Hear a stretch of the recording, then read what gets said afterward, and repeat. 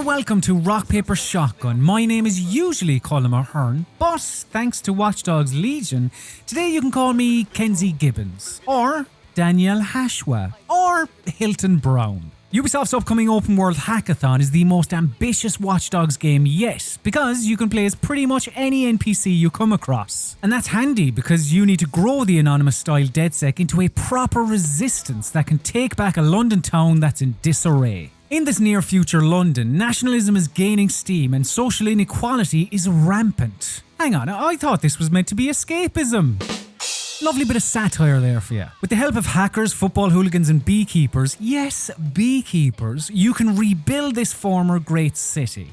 If you're successful, I'm sure Shoreditch will be full of trustafarians drinking espresso martinis out of flower pots once again. I recently had the chance to play a few hours of the game, and though I'm still a little skeptical about how interesting Ubisoft's play as anyone gimmick will be over tens of hours, I came away relatively impressed with the abilities and the weapons available to DedSec recruits. It's worth noting that the Watch Dogs Legion gameplay in this video isn't representative of the final game, but it will give you a decent idea of what you can expect when Legion launches later this year. We will have plenty of other Ubisoft videos going live on the channel over the next week, so do remember to subscribe and then ring that bell. That way you'll be notified of when they all go live. Now, bees!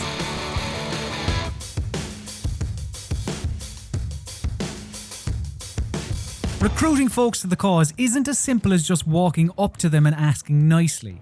You'll have to do a mission for them after the initial approach. But I would have done anything for this sparkly Adidas tracksuit wearing fella. The man from Diamante says yes. And rightly so, because on top of a great dress sense, this character can set a swarm of robotic bees on up to 3 baddies at a time. Screaming "fly my pretties" into your headset probably doesn't do more damage, but it can't hurt. He also has a gun that, when fired at a swarm, can create a non-lethal blast. Explosive bees. It is wonderfully goofy. And when Watchdog veers more towards the absurd, it all begins to click. It's a game where you can hack cameras using a mobile phone, so flinging little robo-bees everywhere doesn't feel out of place. Like some of the other characters in this video, the Beekeeper also has a passive ability. Their futuristic gym gear makes them resistant to shock damage. While I didn't see this in action much, I can't wait for the full game to try this out. If possible, I'm going to get the unofficial canon protagonist to stick knives into every faulty toaster I can find. This hero can handle it. You help me, and I will help you. Crowbars are so passé. In 2020, I want to whack people over the head with adjustable spanners in my PC games, thank you very much. Watch Dogs Legion allows me to live out my sick fantasies whilst wearing a high-vis vest. Dreams really do come true. The construction worker's heavy melee weapon is super satisfying because 1, it feels like you're in a gritty reboot of Bob the Builder when you connect with the unlucky target, and 2, the heft of this thing can break your enemy's block. If the problem was this lad's face, then you better believe it. Brilliantly, as the builder, you can also summon a massive drone whenever you like, because why not? This mammoth aerial vehicle can be piloted while the hard hat wearer stands on top too, allowing you to reach previously inaccessible areas. And let me tell you, seeing a labourer zip about the sky on an elaborate flying contraption is as lovely as it is ludicrous. Your attire also allows you to sneak around building sites, Agent 47 style. Like the barcoded baldy, you should make sure you don't get too close to others. Alarm bells will ring if they get a good look. This isn't the sandbox playground Hitman is, of course it's not. But it is hard not to be reminded of IO Interactive's naughty delight when you take into account the myriad stories people will have by approaching missions in different ways thanks to the characters on offer. Seeing as we're on the topic, Watch Dogs Legion does have a contract killer, but I doubt they'll be sticking on a chicken suit anytime soon. This Hitman doesn't have time to play dress up. They're all about getting their business done quickly. Their evasive dodge roll comes in handy if things go south, as does their instant gun takedown. This salaried murderer has zero interest in tussling with armoured guards. Their powerful Desert Eagle could be helpful in firefights too, as Legion's shooting felt a tad loose from what I played. I spent most of my time messing about with controllable spiders instead of handguns, so I can't make a definitive comment on the shootouts, but I can tell you that there is a very generous aim assist, and that it felt necessary. Fingers crossed things are a little tighter at launch.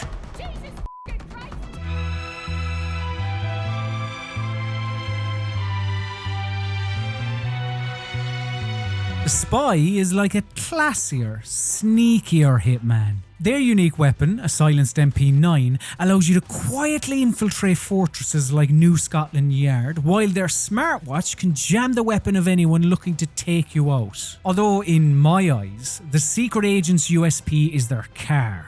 On the street, the Spy can magic a legally distinct Aston Martin type motor out of nowhere. And as well as being bulletproof, Q, or probably K because of trademark law, has stuck a cloaking device on it, allowing you to give pursuers the slip during a chase. But as I accidentally discovered on Tower Bridge while fiddling about with the buttons, it also has a rocket launcher. All those frustrating traffic jams gone in an instant. Most of the vehicles I drove in Watch Dogs Legion handled quite well actually, which is a must in a city that has its fair share of narrow, windy alleyways. You won't have to crawl around London. There are some wider roads that let you put the boot down, but you most definitely have to be more attentive than you do driving some other open worlds. No congestion charges though, so that's alright.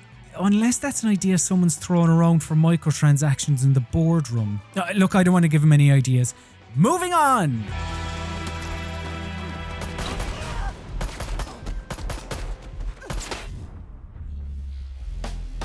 Backs aren't meant to bend that way, so Douglas, you should probably pick up something stronger than ibuprofen when you get out of your cell. Oh, you thought he was dead?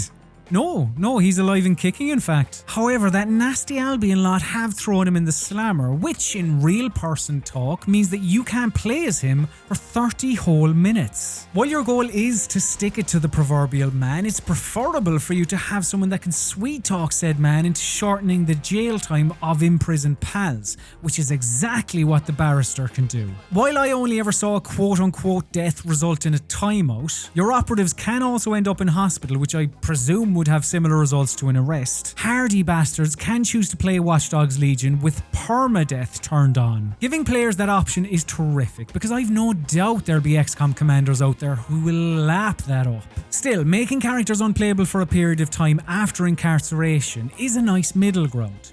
Of course, you can hop back into the game as another member of your squad and continue to progress like nothing's happened, but this does still give some meaning to death, or whatever you want to call it.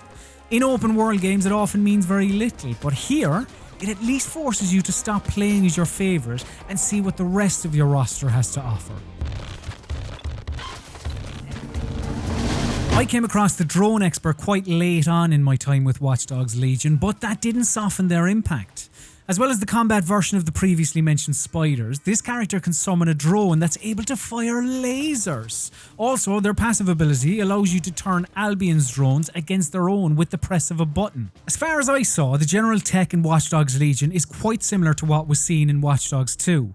The meaty drones are a far cry from the quadcopter Marcus had, of course, but hijacking cameras and the like works the same as it always has. That doesn't make it any less appealing. I mean, turning a transit van into a remote control car and sending it careening into a wall still brings about devilish grins. As you'd imagine though, the differences are more clear when you look at the abilities of each playable character.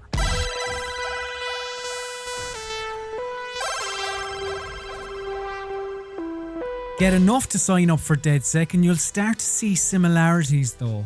The allure of playing as every single NPC starts to fade a little when you compare these two, for example. Apart from their gadgets, the Hacktivist has the remote control spider, the hacker has the invisibility cloak, they're basically the same. Their abilities are cool. I mean, I won't say no to stealing access keys or shocking enemy drones from a distance, but it makes you wonder how interchangeable some of these people are.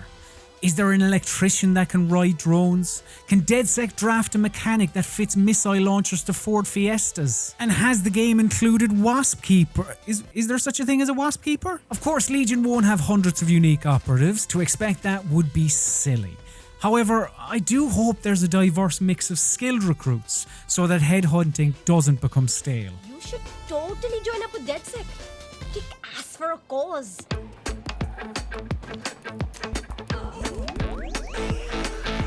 I won't bang on about every notable NPC I came across, but there were a few others I did want to highlight. The Stellarfield football hooligan takes less damage than some others and is also able to call their friends into the fight with a rallying cry. I like that mine was a Tower FC supporter too, purely because it implies the Millwall firms have nothing on the tougher than Tesco value steak fans of this non-league outfit. The Anarchist's face mask makes them immune to gas, and it also proves they're considerate of others during a pandemic, so well done, Ms. Anarchist. They're not 100% concerned about the well-being of others, though. They do carry around smoke grenades and a studded truncheon. The street artists have certainly doubled down on their love of all things acrylic with their paintball gun and throwable paint bomb. It's clear they're an NWO fan too, as when they knock somebody out, they quickly spray 4 life on the victim's face. That's what I like to think anyway. Like the construction worker, the Albion Contractor gives you easier access to restricted locations. Just don't let anyone get a good look at you or you'll have to pull out your pistol or baton. And the Getaway driver. Literally one of the very last things I saw during my session. This motorist ride has a boost and they can clear the road ahead by hacking vehicles to one side. Convenient when you're in a rush to make the 3 o'clock kickoff. Come on, you towers, I suppose.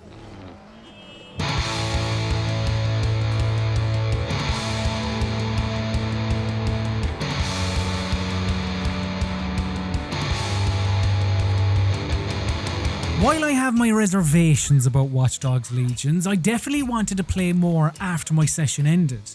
Look, there certainly appears to be some crossover between operatives and every character isn't going to be a winner, but the fact that your chosen DedSecer can change how you approach a mission is wonderful.